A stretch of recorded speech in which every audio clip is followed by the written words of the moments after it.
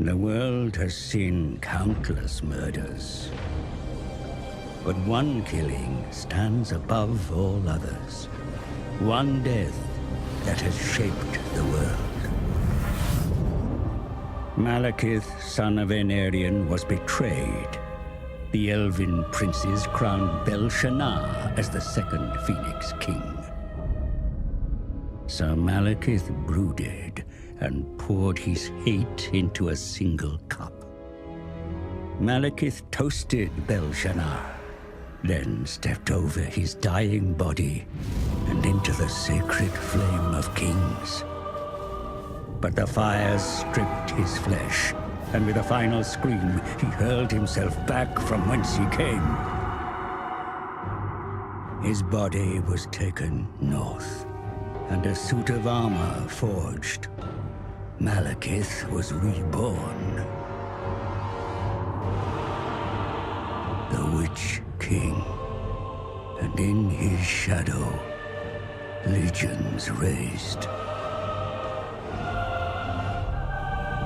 Decades of civil war followed. Then Malekith embarked on the most ruthless of plans. His sorcerers would unbind the magic of the Great Vortex. Created by Kalidor Dragon Tamer and his elven mages, the Vortex siphons the winds of magic, keeping the demon tide at bay.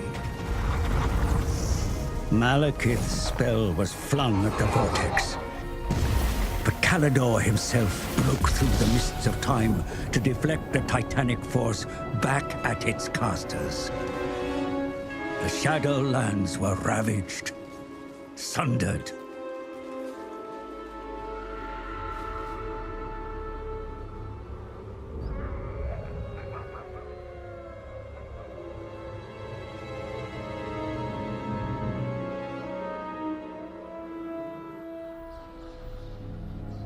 You live. You die. You live. You die. Servants, you amuse me. The dragon with two tails hangs in the sky, and you indulge in petty games. You summoned me, Your Highness. You bring this witch here. She's well versed in lore and prophecies. She will betray you, my son, as all have done. She's indebted to me. I have her soul.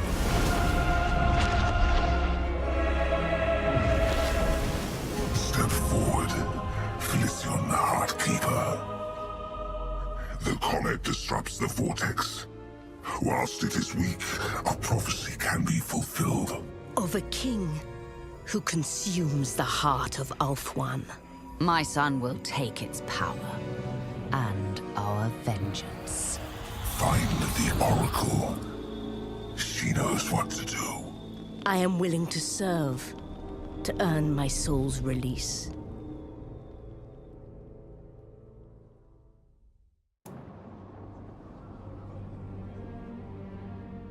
The ritual cast, and magic bound within the scrolls of Hecate was unleashed, lighting the dark skies of Nagaroth. The sorceress Felicion was joined by a murderer, one that hunted in the shadows. They looked upon the island across Poison Shore and waited. Approaching the island was all but impossible. Yet the ritual gave the sorceress ingress.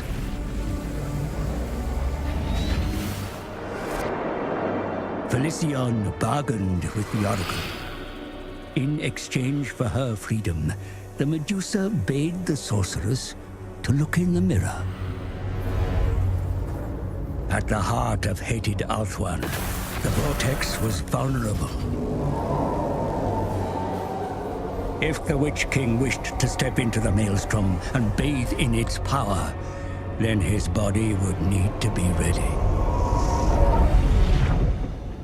A drink from a cursed goblet was required, filled with the life force of 5 victims. The rituals would reveal the prey that the sorceress and her assassin must hunt. An irony that the Oracle was blind to her own fate.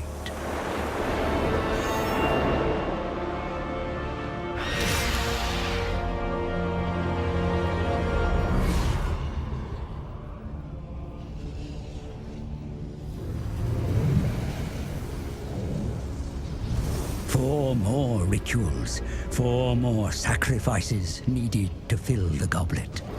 Then the Witch King may drink and be ready to enter the vortex. More of Hecate's scrolls must be found.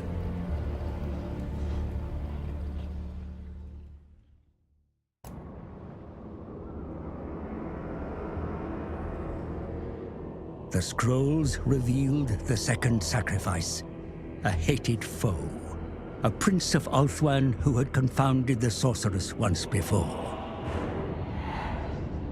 The assassin took his blood, and she reveled in death.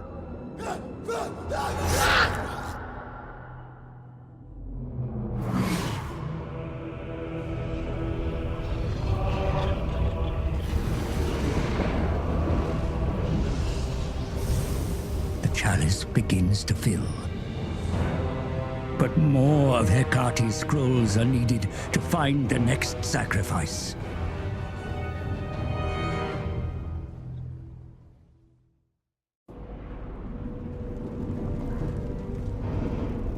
The third victim was also known to the sorceress, but this was no enemy. The pupil looked upon her teacher and saw the true cost of dark magic.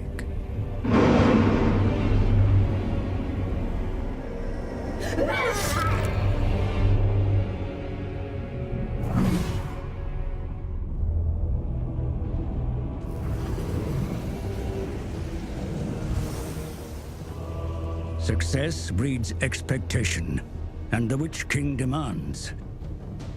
Especially when there are others who incite their own rituals of possession over the vortex.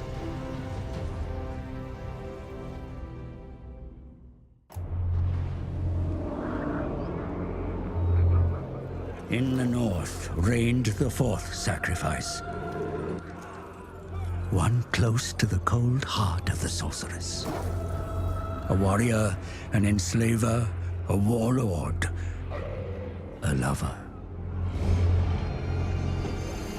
Not that her beauty was spared the assassin's blade.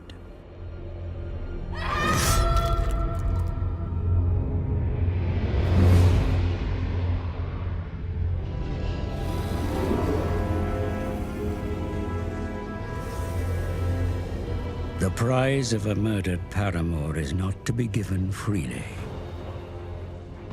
Only a brother could offer a sister such a gift.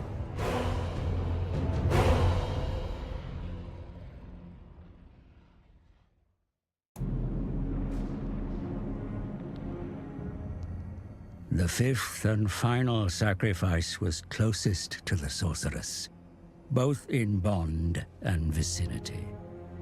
She named him Brother. She named him Shadowblade. But he was not the victim. He never was.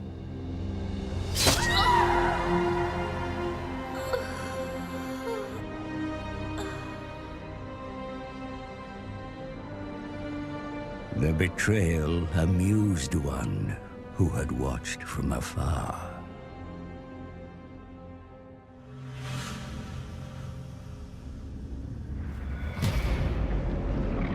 The fabric of reality was torn.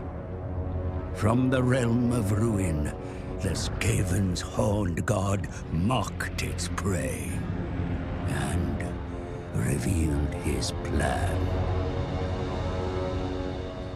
The celestial event that weakened the vortex was of Skaven design. A parody of the true comet. The Council of 13, the Rat Men's highest authority, were architects of this grand manipulation.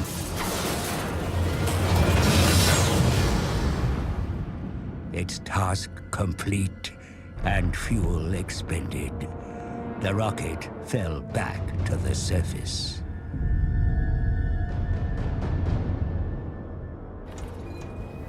When the wreckage was discovered, its purpose remained unclear until now.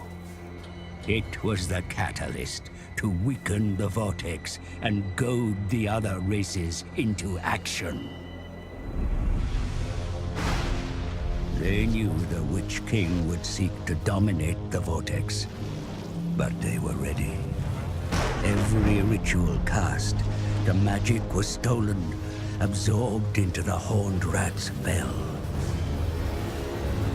Now soaked in ritual power, the bell will be moved to Ulthuan's heart. If it tolls 13 times, the Horned God shall emerge from the vortex, the world doomed.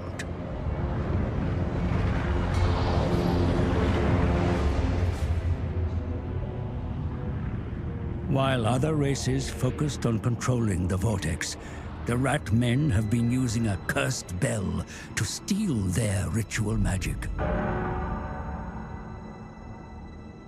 There's no time for a murderer to grieve his sister.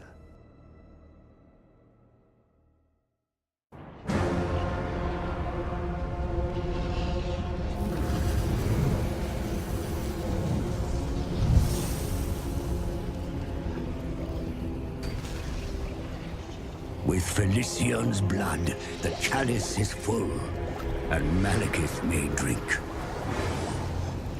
The liquid inside, no poison this time, but an elixir that will make his body ready to absorb the vortex.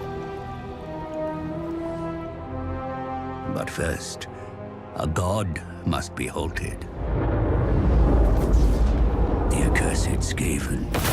They claim the vortex, their devious schemes twisting it into a portal. If the bell sounds 13, the Horned God steps unto the mortal realm. Forces gather on the Isle of the Dead, where the greatest battle of our age will be fought.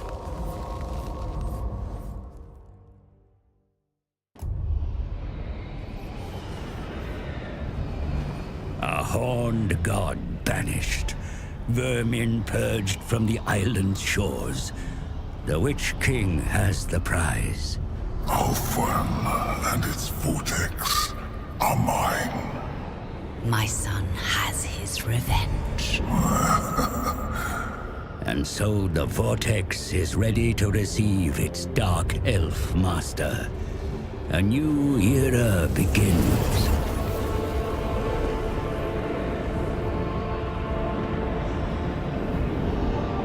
But there will always be enemies to fight and wars to wage.